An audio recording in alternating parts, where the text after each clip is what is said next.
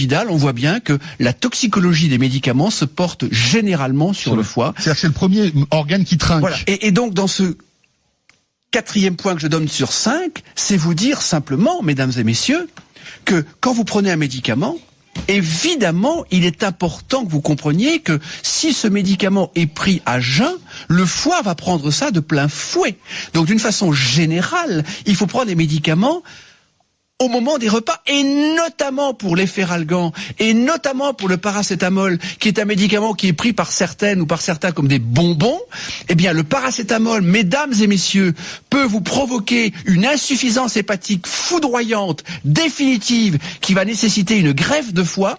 Donc, le paracétamol, c'est jamais entre les repas, c'est obligatoirement pendant les repas. D'accord. C'est une faute majeure des médecins. Oui, mais quand on a mal à la tête. Eh bien, on mange avec. On prend le paracétamol et en même temps, on mange. Oui, mais si vous dites qu'il faut pas manger entre les repas. Si on a mal à la tête entre les repas, qu'est-ce qu'on fait ? On mange une pomme, on mange un yaourt, on mange un fromage blanc. Avec, ça permet d'accompagner et de préserver le foie parce que si vous voulez, je connais des patients. En gros, pas de Doliprane à jeun, quoi. Voilà, jamais, pas de paracétamol entre les repas. Et si vous prenez un paracétamol, l'ibuprofène, même chose. C'est pareil, c'est encore pire. C'est une bombe nucléaire parce que c'est pas le fait de prendre un ibuprofène comme ça dans la vie. C'est quand on prend de l'ibuprofène, il y a des gens qui en prennent, mais vraiment tout le temps. Et ça ne va pas. L'aspirine, c'est mieux ou pas ? L'aspirine, ça a surtout un impact sur l'estomac et ça fait saigner et ça peut donner des gastrites. Donc les aspirines à 1000 mg, n'en parlons pas, parce que non, mais on a mal à la tête, par exemple. Vaut mieux prendre. On s'éloigne un petit peu. Paracétamol, ibuprofène ou aspirine, absolument. Plutôt paracétamol. Absolument. Alors je résume. Évidemment, boire de l'eau. Évidemment, laisser reposer le foie entre les repas. Évidemment, diminuer les sucres trop rapides et plutôt que du riz, prendre des pâtes, par exemple. Plutôt que du pain blanc sans aucune qualité, prendre du pain complet. C'est évidemment du gras, c'est de l'huile d'olive, c'est du poisson, c'est éviter un excès de fromage ou un excès de beurre, mais tout en mangeant du fromage et du beurre. C'est évidemment, comme je vous le dis, ne pas prendre trop de médicaments, car au-delà de 4 médicaments, les transporteurs sanguins, dont le foie est un activateur, ne peut plus transporter les médicaments. Donc, sur 10 médicaments, le foie va en transporter que 4. Donc, de toute façon, il y a déjà 6 médicaments à jeter. Et le foie doit les métaboliser pour les ramener au rein. Et quand un foie ne fonctionne pas, c'est une insuffisance rénale.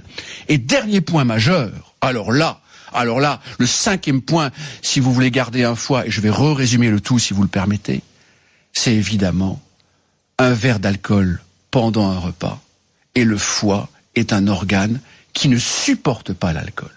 C'est-à-dire que ça détruit tous les réseaux structurants de la fonction hépatique. Et évidemment, quand les réseaux L'alcool est l'ennemi du foie. Ah, c'est le premier ennemi du foie.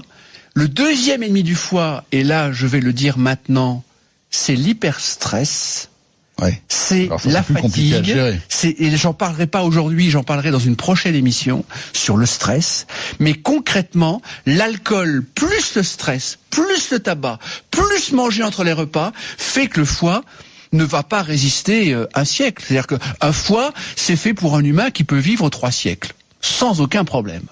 Mais quand un foie est agressé par l'absence d'eau, par le grignotage, par des sucres rapides permanents, par du gras en grande quantité, par concrètement des médicaments et par en plus un excès d'alcool entre les repas particulièrement, le foie ne supporte pas. Attention, quand vous dites un excès d'alcool, un verre d'alcool par repas, même si le sujet d'aujourd'hui n'est pas le sujet un verre de vin quand même. Oui, c'est ce que je dis. C'est-à-dire qu'un verre de vin par repas, ça va. Oui.